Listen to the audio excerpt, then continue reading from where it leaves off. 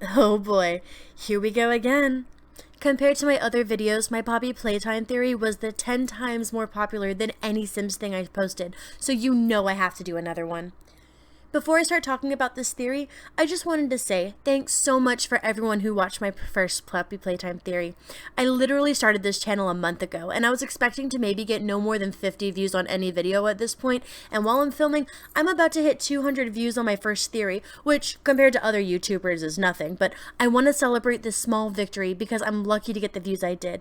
And again, I just wanted to thank everyone who watched and supported that first theory. So now, I'm going to be attempting to make video game theories as well as my usual sim stuff from now on. Let's see how well I keep up.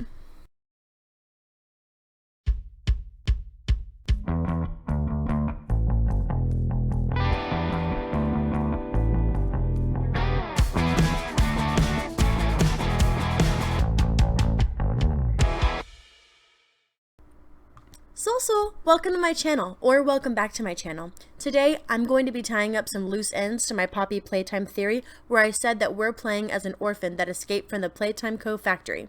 I want to give a little more evidence for why I'm positive we're playing as a teenager, and I'm going to prove where the orphan children would be kept, how we escaped, and also why we let Poppy Playtime out in the first place. Grab a drink and sit back, because this video is gonna be a doozy. So in my last video, I talked about how I think that we're a child when the factory was operating, and if the factory shut down and all the employees disappeared 10 years ago, we would be a bit older going back, but probably not a full adult depending on our age. If we escaped close to the closing of Playtime Co., and as an estimate, we were somewhere between the age of 7 and 9, we'd be around 17 or 19 in present day, which would actually make more sense. What if the toys aren't attacking immediately because they're confused on what to do? We're not a child, we're not yet an adult, we're somewhere in the middle, and these toys have only been exposed to children and adults, not teenagers. Maybe that's why Huggy Wuggy doesn't attack us as soon as we enter the factory. He's sitting there contemplating on his pedestal, and maybe that's why he even attacks us in the first place. If y'all remember the recording we find in Chapter 2, Huggy Wuggy was known as the ideal outcome due to his obedience, but now he's attacking us? But what would we expect him to do if he's never saw a strange in-between teenager before? He's not sure what to do about us, so he ultimately decides to attack. Now, on the opposite hand, let's look at Kissy Missy. She sees us and gives us a good long look before pulling that lever. Remember, Huggy Wuggy was the ideal outcome from these experiments because of his obedience, not Kissy Missy. In theory, she should also be as hostile towards us as he was, but she isn't. And the fact that we're a teenager would explain that. She doesn't know what to do with us either, but she decides to pick that we are still close enough to a child and decides to help us. So I think these toys are confused on what we are, which is why we're getting so many mixed signals from these toys. Maybe that's why Poppy says that we're perfect. Not only do we have that childlike innocence, but we're the perfect age to confuse these monsters. After I finished making my first theory on Poppy Playtime, I thought I did a really good job, but there was still something bothering me. If we were a child that escaped from Playtime Co., how exactly did we escape?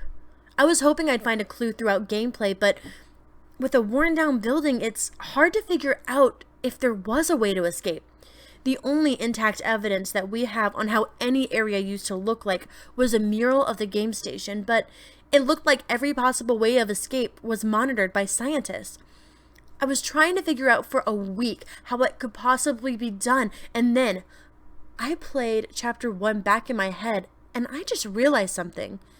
That production line and ventilation shaft that we go through in Chapter 1, that could have been our way of escape. Think about this. We find these belts before we're even chased by Huggy Wuggy. There's a warning right on the door that we blatantly ignore, and we use it anyway. Why would an adult who worked in a factory think that it would be okay to go in, and wouldn't be aware of the dangers of this area? The power of the factory is still running. The equipment is all still very dangerous. Anyone trained in machinery would know not to go through it, even if we happen to be in a higher position like one of the executives or the scientists. especially when the first time we do this in the game, we're not in danger. We're not running in it blindly. We're exploring the factory at this point, but what if we didn't know the potential consequences? What if we've done this before as a younger child and had the mentality of, I've done this before and I didn't hurt that time, so it's not going to hurt me this time? The same kind of mentality we would have if we happened to be a teenager. And I know what else you're thinking. What about that super great high-end security? I think that the recording left by Alith Pierre was the security. I think that recording is there to scare robbers and the children from leaving, because we don't see any security measures being taken other than some electric locks in a couple restricted areas. Even if the place was abandoned, we would at least see some remnants of some kind of security system, but there's nothing, just that recording. And I believe that's how we get out in the first time. But where would we be in order for us to have access to that area? Has anyone wondered where these children were kept? These definitely weren't employees' kids, because they would be transformed into toys, and parents would be ridiculously concerned that their kids went missing at the end of the day. So we definitely know these factory owners are the ones adopting these kids, and they're staying in the factory, because if they weren't staying in the factory, they'd be telling people that other children were disappearing after taking these tests. And if it was that case, where would they be staying? I mean, sure, they had that huge play area at the game station, but where did they go before that? Why don't we take a step back and think? Where in the game have we been that resembles a house? The same place we find Poppy Playtime. I believe this is where the children stayed originally while they were going through their tests before they got turned into toys. And if that's true, they would all be very familiar with Poppy, comfortable even, and that is also why we opened the case. Why Poppy sends her commercial to entice us to come back the first place. Poppy is who we saw every day staying there, and now that I think about it, what if these orphans were the kids in those Playtime Co. commercials? That gives a bigger reason to feel comfortable around Poppy or any of the Playtime toys. No wonder we want to help Poppy through her adventure, and why we're so confused when she betrays us. She was a sweet doll, and we loved her. We wanted to help her get out of there, and the fact that she turned on us probably surprised us more than Huggy Wuggy or Mommy Longlegs turning on us. I don't know. I think that would make much more sense than someone who worked there as a normal employee or even an executive. It also makes sense why we have a shorter stature like Markiplier's observation that started this whole theory. So I think that's our story. We were adopted by the executives of Playtime Co. We saw children disappear, so we look for a way out, and we find it through these assembly line tunnels. We ignore the signs out of desperation and crawl to freedom at night when the employees are gone. We could probably unlock the door and just walk out if we just ignore that recording. Poppy knows we escaped because we would have had to pass by her room. She lured us back with her old commercial to help her plan her escape. The toys see a teenager for the first time, not a kid, not an adult. They have no idea what they're supposed to do with us. Some attack, some help, but in the end, none of them are how you remember. And the worst part of all this, now you're learning the terrifying truth of why you were adopted and what your fate would have been had you not escaped.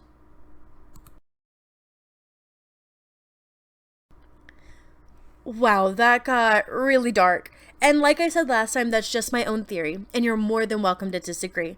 But isn't it kind of interesting to think of this game from a whole other perspective? Let me know what you think in the comments below. And also, let me know if there are any other games that you want me to cover in these episodes. I'm trying to do videos on Sundays and Thursdays, so maybe like Sims Sundays, Theory Thursdays. I don't know, I haven't gotten all the details and ideas yet. Make sure to leave that like on this video and subscribe to my channel for more content. And I'll see you all in the next video. Goodbye!